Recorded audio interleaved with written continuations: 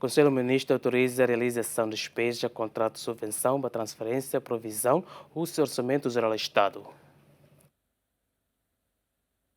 Foi na apresentação com o resultado do projeto SIRA setor eletricidade nian nebe desenvolve ona husi fulan junho tinang ringroron resin tolu to fulan dezembro ringroron resin hat nunemos plano orçamental batinang ringroron resin 5 eletricidade Timor Leste EPNian Conselho Ministro ho proposta husi Ministro Obras Públicas Samuel Marçal delibera ho de autoriza realização despesa ba contrato subvenção ba transferência provisão husi orçamento geral Estado e programa Ministério Obras Públicas atus valor rua eletricidade ba EDTLP o valor total dolar americano milhão atusira neng nul resinen ponto 5 montante idane ho objetivo atu garante recurso necessário ba EDTLP entidade ida nebe supervisiona husi Ministério Obras Públicas o de garante fornecimento energia elétrica e a território nacional tomat serviço público ida nebe essencial ba população no economia país nian.